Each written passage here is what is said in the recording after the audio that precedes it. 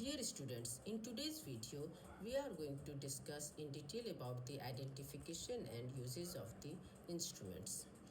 So, if you are asked to pick any instrument, first of all, you should tell like whichever instruments you know very confidently. So, to begin with, identification of this instrument. You should be holding it and start explaining. This is the Sims posterior vaginal wall retractor having two ends of different sizes. Then the examiner will ask, what are the uses? So this is usually held to retract the posterior vaginal wall and in few cases anterior vaginal wall where you need to perform any surgery like cystocele repair. Okay, but mainly it is used to retract the posterior vaginal wall. Now it has two blades of different sizes depending on the parity or the parity or the depending on the procedure you can use the smaller one or the bigger blade. And why there is groove in this? Groove is to facilitate any intravaginal or intrauterine collection. It can be drained through this. Okay, and this is always used with anterior vaginal wall retractor. This is anterior vaginal wall retractor. Okay, this has two ends oval in shape, hollow is there, and this has got serrations. Why there is serration? Because to grip the uh, anterior vaginal wall mucosa, because if it will be flat without any serrations, it will slip and it will not fit the rugosity of the anterior vaginal wall. So you have to retract anterior vaginal wall like this and posterior vaginal wall like this to visualize the cervix, to perform various surgeries which are done vaginally. And this has the curve, if you can see. Why? Because anterior vaginal wall retraction, it has the, so that it will fix in the anterior vaginal wall snugly. Okay, so main difference between this and this, what is this? This is, you have to explain like this is Cusco's bivalve self-retaining vaginal speculum. Why?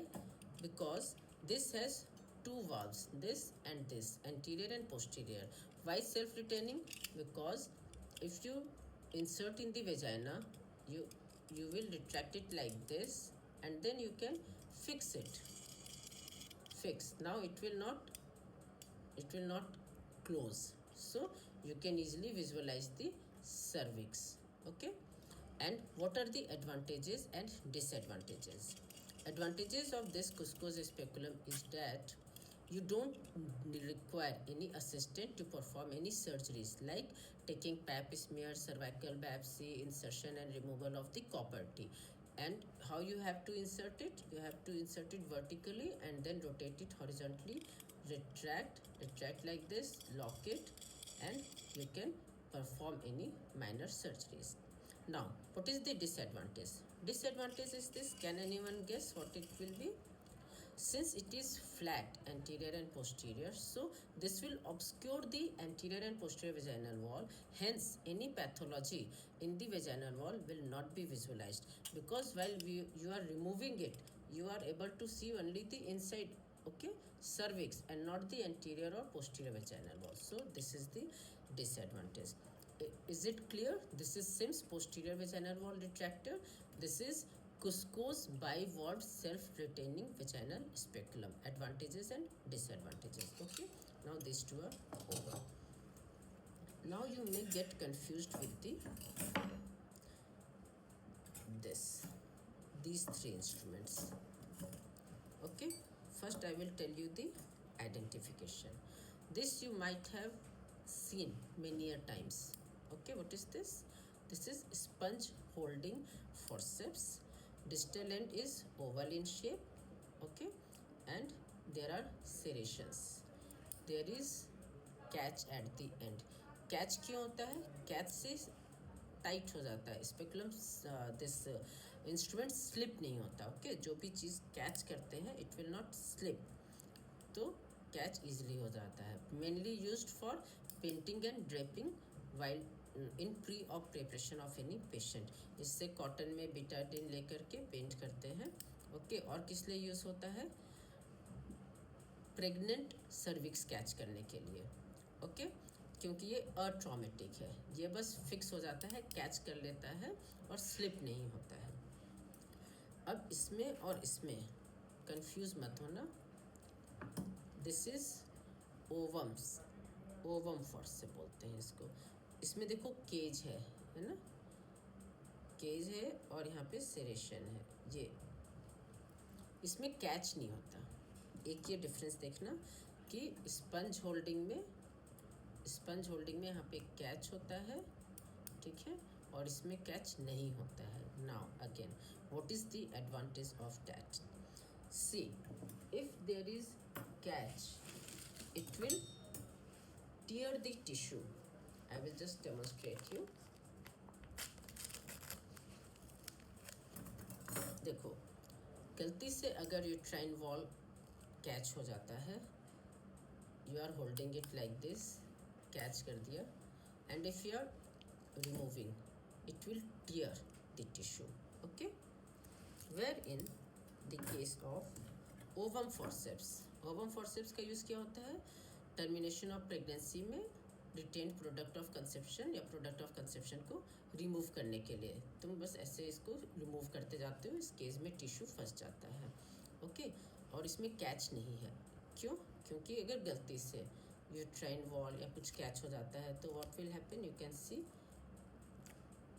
It is slipping, it is not tearing. See इसमें catch नहीं है, okay. You are holding by mistake, if any uterine tissue is get catch hold in this, it will slip, clear? कोई trauma नहीं हुआ, okay? So this is the main difference between the sponge holding forceps and the ovum forceps, okay? And one more in this series is the Babcock's forceps, okay? So this is Babcock's. You see this also has the cage like structure, okay, inside to hold the tubular structure.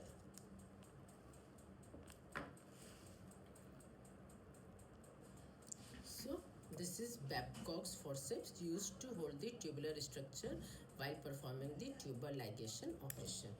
This also has the catch, okay, और इसका जो and है ये अट्रॉमेटिक है क्योंकि यहाँ पे teeth नहीं है, ओके। और ये गैप है ताकि इसमें ट्यूब को होल्ड किया जा सके, ओके। एक बार फिर से देख लो, this is Babcock's, okay, this is ovum forceps and this is sponge holding forceps, clear? these three long instruments. Now these two similar looking, okay. Can anyone tell what is this? Very good, this is curate, okay. This has two ends, एक side blunt है और एक side sharp है, सी, ठीक है। क्योंकि sharp से pregnant uterus में कई बार परफोरेशन होने के चांसेस होते हैं, तो ब्लंट एंड से भी कर सकते हैं। और इसमें देखो कर्व है, if you can see curve is there, why? क्योंकि यूट्रस क्या होता है, या तो एंटीवर्टेड होता है या रेट्रोवर्टेड होता है, तो to go in the direction of the uterus, okay. What will happen if the uterus is anteverted, okay, and you are going like this, so perforation of the posterior wall will happen, okay. Otherwise you have to go in the direction, okay. Did you see that? Understood? अगर uterus आगे की तरफ है और तुमने इसका direction posteriorly किया तो क्या होगा, पोस्टीरियर यूट्राइन वॉल में परफोरेशन होने के चांसेस हैं। इसके रिस्पेक्टिव अगर यूट्रस रेट्रोवर्टेड है and if you are going like this, then what will happen, perforation of the anterior uterine wall will happen. इसीलिए हमेशा पीवी करके पहले देखना होता है यूट्रस एंटीवर्टेड है कि रेट्रोवर्टेड है। अकॉर्डिंगली ये कर्व है और उसी के डायरेक्शन में तुमको इसको एंटीरियरली इंट्रोड्यूस करना होता है या पोस्टीरियरली। इसी तरह से हर वेजाइनल इंस्ट्रूमेंट्स का ध्यान रखने की ज़रूरत है, okay. So this is curette used to remove the products of conception for checking curettage, check curettage बोलते हैं, ओके। और एंडोमेट्रियल बायोप्सी लेने के लिए भी यूज़ कर सकते हैं, उसके लिए अलग से पिपल्स क्यूरेट आता है, मगर इसको भी यूज़ कर सकते हैं। This is anterior vaginal wall retractor. शुरू में बताया था सिम्स स्पेकुलम के साथ यूज़ होता है। इसमें देखो 2 एंड्स होते हैं, दोनों में सिरेशन होता है, हॉरिजॉन्टल सिरेशन। अच्छे से देख लो और मेमोराइज कर लो। Okay, this is curette, vaginal curette, and this is anterior vaginal wall retractor. Okay, is that clear? Then this is vulsellum. Vulsellum है, इसमें आगे टीथ होता है, ये भी कर्व्ड है। This is use to hold the anterior lip of the cervix, but it can be, then examiner में ask where you need to hold the posterior lip of the cervix while performing the culdocentesis, ruptured ectopic को differentiate करने के लिए। Okay, या posterior फॉर्सेट में अगर कोई surgery करनी हो तो उसके लिए। ये क्या है? वल्सेलम। अब इसी से मिलता जुलता इंस्ट्रूमेंट है एलीज। ओके, अब ये देखो एलीज के ट्रॉमेटिक है ना, ये एलीज के टीथ देखो। ओके, लॉन्ग एलीज भी आता है तो उससे कंफ्यूज मत होना, बट बेसिकली ये कर्व्ड होता है ना वल्सेलम, और इसके दांत ज़्यादा ब्रॉड होते हैं। एलीज के स्ट्रेट है एलीज, और इसके टीथ पास पास में है। देखो ये वल्सेलम है और ये एलीज है। Okay, remember. ओके, ठीक है, याद रखना। एलीज के यूजेस क्या होते हैं? वल्सेलम के तो बता दिए, anterior lip of the cervix और posterior lip of the cervix. और इसका क्या यूज होता है एलीज का? To hold any tough tissue, जैसे रेक्टस शीथ हुआ, ओके, या वेजाइनल वॉल्ट हुआ, उसको यूज होल्ड करने के लिए यूज करते हैं। Now this two instruments, what is this? This is Kocher's. ठीक है, क्यों बोलते हैं, किस में यूज होता है ये? इसके भी आगे दांत होते हैं, एक में ग्रूव होता है, इसमें नहीं है। This is use to hold the ligaments in hysterectomy. Okay, vaginal या एब्डोमिनल हिस्टेक्टोमी में कॉकर्स फॉर्सेप्स मांगते हैं। This is Kocher's. ये क्या है? This is needle holder. Okay, needle holder. इसमें देखो आगे सिरेशंस है, मगर इसमें अंदर एक ग्रूव भी है। ये ग्रूव दिख रहा है, क्यों है?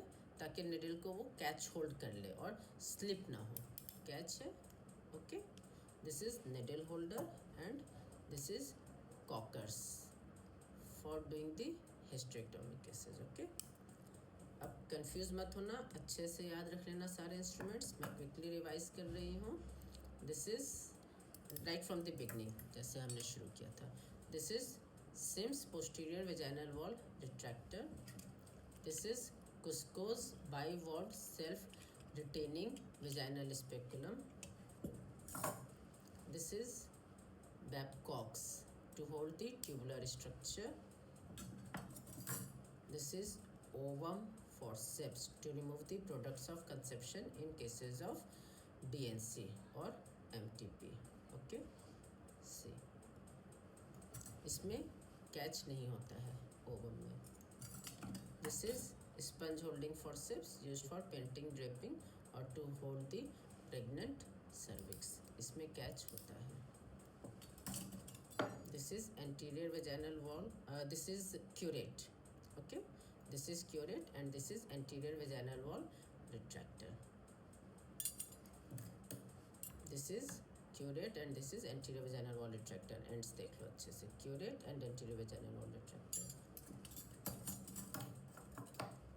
This is vulsellum, okay, to hold the lips of the cervix, and this is Ehley's tissue holding forceps. This is Cocker's, used to hold the ligaments of the uterus while performing the hysterectomy, and this is needle holder.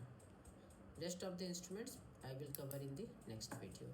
Thank you for watching and good luck for examinations.